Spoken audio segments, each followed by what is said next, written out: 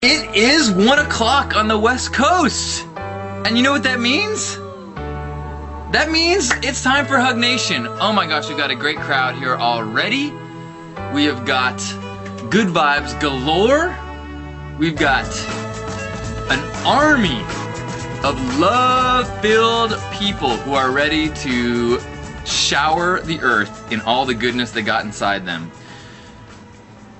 Welcome to HugNation. HugNation is a once-a-week gathering of beautiful people who have decided that it's certainly worth the investment to take a few moments a week to open themselves to love, to embrace the world, and remember that regardless of what you hear on the news, far more people would rather hug you than hurt you.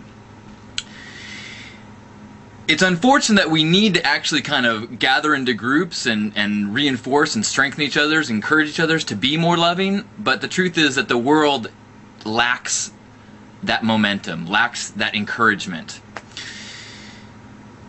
One thing that we do every week, we have a taste of the Tao buffet, which is based on the idea that there are infinite number of spiritual teachers in the world. They're all giving us a different variety of the same basic dish, the same basic spiritual ingredient, which is the divine, the Tao, God, spirit, love.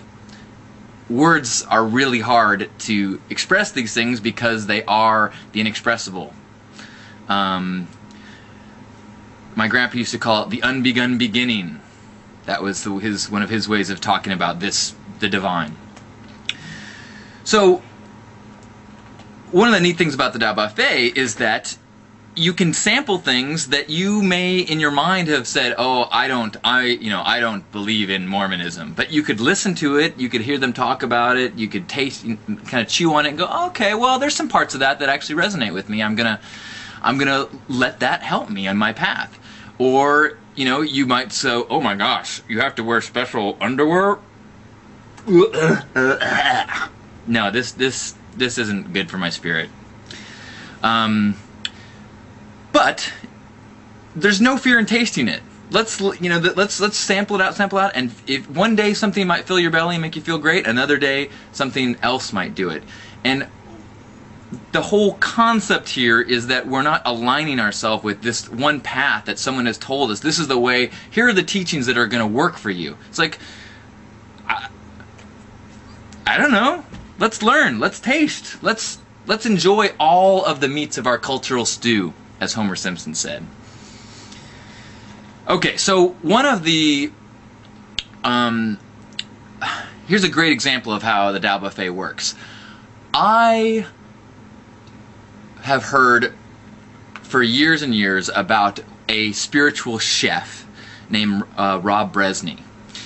Now, he is an astrologer based in San Francisco, I believe, and he goes to Burning Man, and he's mentioned to me a lot because he's a Burning Man person and kind of a new agey, he's also a rock star kind of guy, and I've read a few things that I really liked about him, but I never really gave him much. I never swallowed any of his dish because he's an astrologer, and I have a lot of personal issues with astrology. It doesn't resonate with me, and so I've never really, I've looked at the Tao buffet, I've seen his dish there, it smelled nice, but I never tasted it because I had issues with astrology. The same way other people have issues with Christianity or have issues with Hinduism or Islam.